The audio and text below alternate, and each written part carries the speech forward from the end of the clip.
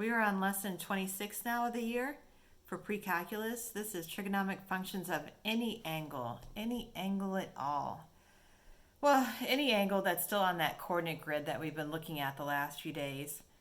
So we're going to evaluate trigonometric functions of any angles, find reference angles, and evaluate trigonometric functions of real numbers. All right, so in section 4.3, the last section we did, the definitions of trigonometric functions were restricted to acute angles only.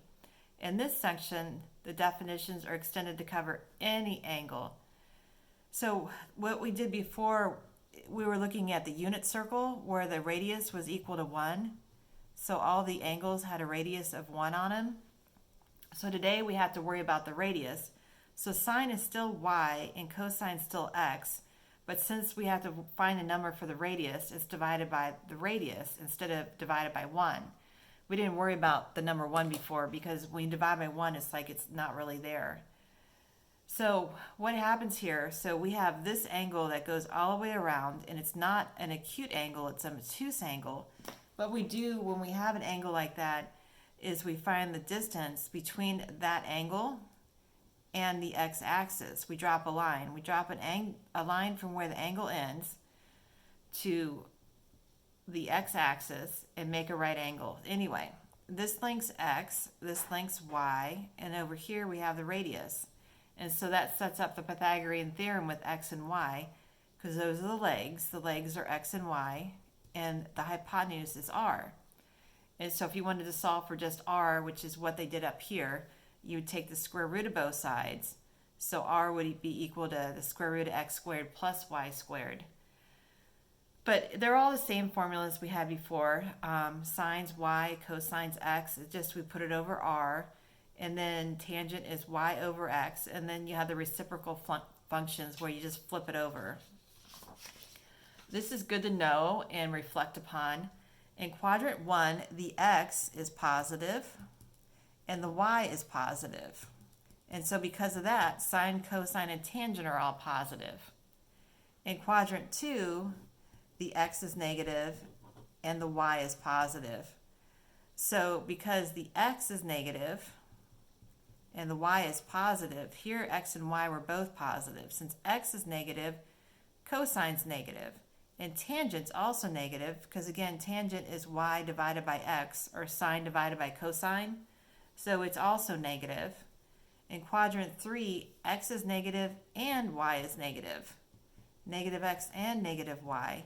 So sine and cosine are both negative, but tangent would be positive, again, because of y divided by x, or negative divided by a negative is a positive. In quadrant 4, x is positive, y is negative.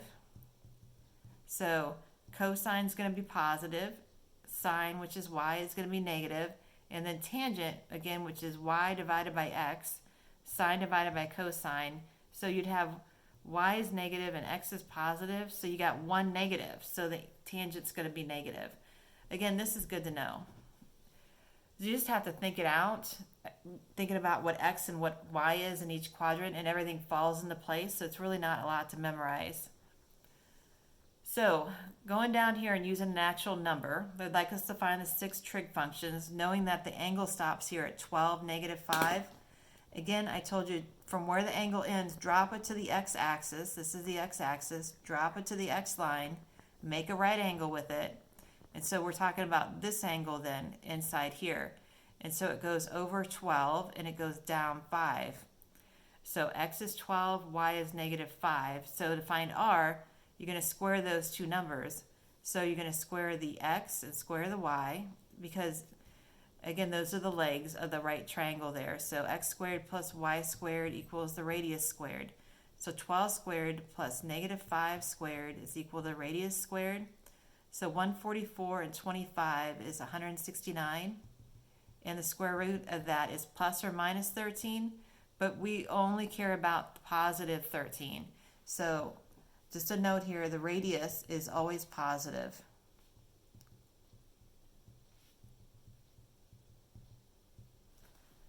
So just make it positive. All right, so then we have the 6 functions. So I always like to start with x and then y. So I go with cosine and then sine, tangent, and then the reciprocal functions. The reciprocal of cosine is secant, and then that's cosecant, and then cotangent. Again, cosine is x over r.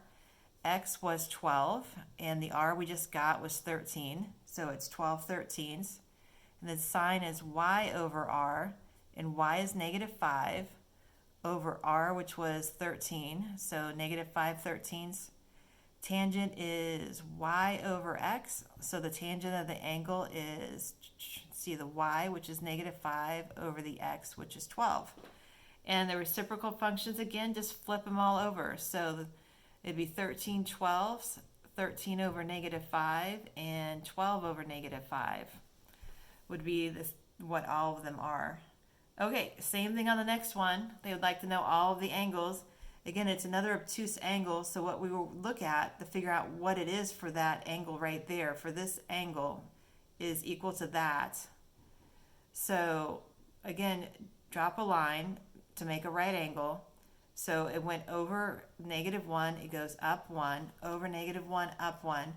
So doing x squared plus y squared equals r squared. You've got -1 squared plus 1 squared equals r squared, or 1 plus 1 is 2. So r is going to be a positive radical 2 because we don't care about the negative. And we want to do all 6 of them again. And I'll write down the angle this time. So the sine of the angle, the cosine of theta, the sine of theta, the tangent of theta. Again, that's x over r, y over r, and y over x. And then the reciprocal functions, secant, cosecant, and cotangent. All right, so x was -1 over the radius, which was the square root of 2. Sine was y, which is +1 over the radius of 2, square root of 2. And then y was 1, x was -1, so that whole thing cleans up to -1. The reciprocal of that is still -1. And then the reciprocal of the first one here is going to be negative radical 2. And the reciprocal of this one's a positive radical 2. So cleaning it up just a little bit for fun, because we're not supposed to leave the radical in the denominator. These two here need cleaned up. So I'm going to multiply by radical 2 on the top and the bottom, which gives us negative radical 2 over 2. And down here, multiplying by radical 2, you get radical 2 over 2. All right. This one's the same thing. They just didn't draw a picture for us. We can draw our own picture. You don't have to go over exactly -24. Just go over somewhere and write -24. And then we're going to go up 10. So it's going to obviously be less than that, but whatever. Over -24, up 10. You take your angle again from where the intersection here with the x and y axis, bring it down to there. So, and then drop it to the x axis and make a right angle. So this is going to be our theta, or the angle. So x is -24, y is a +10, and then we have to find the radius still. So remember, x squared here plus y squared equals r squared. So -24 squared plus 10 squared equals the radius squared.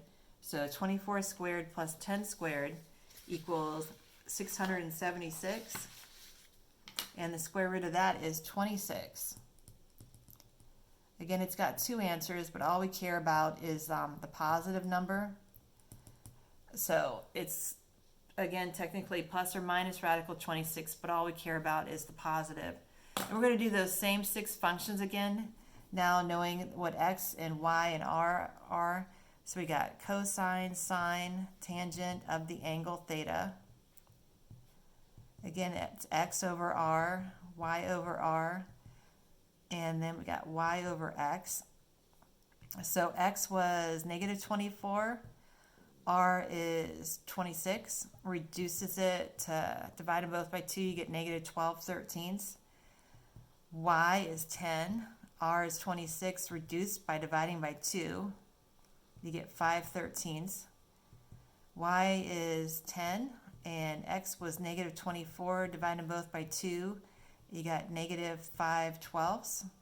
So then the reciprocal functions, secant of theta, flip it over, would be negative 13/12. And then cosecant, flip it over, you got 13/5. And then cotangent would be negative 12/5. Okay, the next one. They told us this one lies in quadrant 3. Okay, so in quadrant 3, again, it goes 1, 2, 3.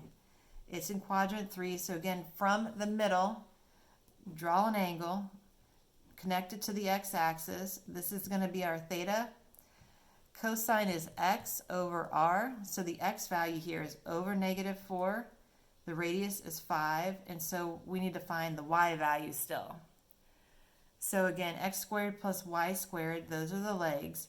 So negative 4 squared plus y squared is equal to 5 squared. So you got 16, and this one's 25. Subtract it, you got 9, and so y is equal to 3. Again, just using the positive. So y is 3, so we're going to do all those functions again, cosine, sine, tangent. Again, x over r, y over r, and then we have y over x. The x here was negative 4. R we just found was 5. Y is 3. Oh, and it's negative 3.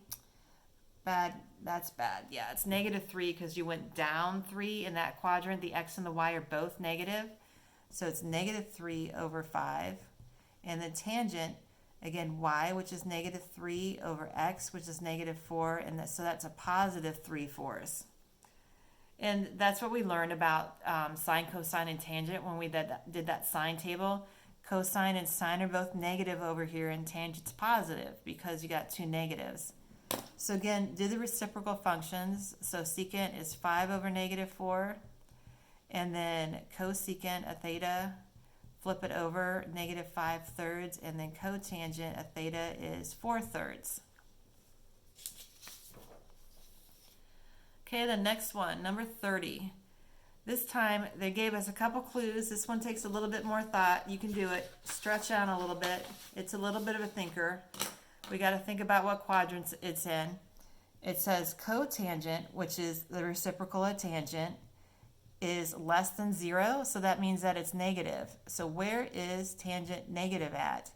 That's where cotangent's negative at. We learned that tangent was negative here and here. That's where tangent's negative at. Go back and look at the sign chart in your notes. Pause it if you need to, but tangent's negative in those two places. And then we have cosecant, which is the reciprocal of sine, and it's positive. So where is sine positive at? Sine is positive, so we want to know where is sine positive at. Sine's positive where y is positive at, and y is positive up here and here. And this is where the two of them intersect at. So that's where our angle is going to be at. So again, this is where our angle is. So drop an angle in there. And it was cosecant of 4. So 4 over 1. So we can just flip it over. Let's just flip it. So the sine of it's 1/4. And so y is 1 and r is 4. And so again, we're going to need to find x. So we're going to need to do the Pythagorean theorem on it now. So x squared plus 1 squared equals 4 squared. So 16 minus 1 is 15. So x is the square root of 15. And that's going to be negative because x is negative when it goes to the left. All right, now we can do all our functions. Cosine, sine, tangent. So our x is negative radical 15 over r, which is 4. Sine is y, which is 1, over the radius of 4. And then tangent, again, which is y, over x. So that's all of those. And then the reciprocal functions of them. Let's see, we got secant, so 4 over the square root of 15. And then cosecant would be 4, which is what they gave us. And then tangent is reciprocal of that, so it'd be negative square root of 15. Well, cotangent, what am I doing? Cotangent. would be negative radical 15. All right, all right. And so if you wanted to, you could clean those up. So this one has a negative in the reciprocal, so you'd multiply both, not a negative, but a radical.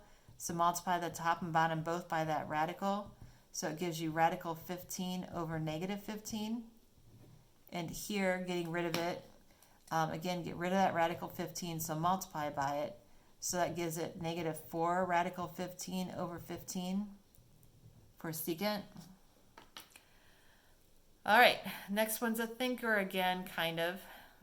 It says tangent is undefined, and the constraint is that it's between pi and 2 pi.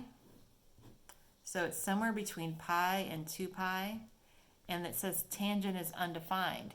Well, where is tangent undefined? Remember, tangent is y divided by x. It's undefined when x is 0. If that's 0, it's undefined. So they said it was between pi and 2 pi and it equal to them. So let's look at all three of those places. You're going to find the 0 at one of those three axes. So here, well, we'll start over here. It's over there is negative 1, 0. This one is 0, negative 1. And over here, you have, I guess, 1, 0. But again, we need the denominator, or x, to be 0. That's this one. That's the point we're talking about. So x is 0 and y is negative 1. And then just for the fun of it, because I know one or two, you're going to wonder, well, what's the radius? We'll do the radius. So again, x squared plus y squared equals r squared. So 0 plus negative 1 squared is r squared. So you get 1. And the square root of 1 is just 1. So if you want to go for it, r is 1. So again, you got those 6 functions, cosine, sine, tangent of theta. And again, cosine is x over r, and x is 0 over 1, so it's just 0. And then we've got sine, which is y over r, and y is negative 1. R is 1, so that's negative 1. Tangent, y over x, so negative 1 over 0. Undefined. Again, we already did that one. But it'll be helpful to do the reciprocal of it. So the reciprocal of cosine is sine, so that'd be, not sine, what am I doing? The reciprocal of cosine is secant. And so the reciprocal of that would be 1 over 0, or undefined. So that one's undefined. Sine is cosecant. Flip it over, it's negative 1, so it's 1 over negative 1, which is still negative 1. And then the reciprocal of that for cotangent is now going to be 0 over negative 1, or 0. So 0 and undefined are reciprocals. All right. On the next page, we're going to look at reference angles. So for reference angles, those are, let's see, the values of the trigonometric functions of angles greater than 90 or less than 0 can be determined from the values of their corresponding acute angles called reference angles. And I've kind of been drawing the reference angles this whole time. So let theta be the angle in standard position. Its reference angle is the acute angle theta formed by the terminal side of theta in the horizontal axis. Again, that's what I've been doing in all of them. So we had an angle that went all the way there, and so what I was looking at to find the actual angle was the reference angle, what it made when it connected, the angle connected to the x-axis. Same thing here, connect it to the x-axis, and this is the actual angle you care about. Over here, the angle goes all the way around to here and stops, so connect it, and then you've got your right triangle right there. So I've been doing that the whole time. We've been using the reference angle, so it's nothing new. So I'd like to know on the next one, evaluate the trigonometric function of the quadrant angle. So the cosecant of pi over 2. So if we had the cosecant of pi over 2, evaluate it, what do you get for that? All right, so cosecant of pi over 2. Pi over 2 is right here. That's where it's 90 at. So at pi over 2, you're at 0, 1. So cosecant So the cosecant of pi over 2. Remember, cosecant is a reciprocal of sine. And so the reciprocal of sine would be r over y. And so if you wanted to go all out and find the radius, which we did on the other one, x squared plus y squared equals r squared, and x and y are 0 and 1, so 0 squared plus 1 squared is r squared. So the radius is just 1. So anyway, the cosecant is 1 over the y value here, which was 1. So the whole thing is just 1. All right, they want us to find the actual reference angle here. So what is the reference angle when it's 225 degrees? So we got 0, 90, 180, 270.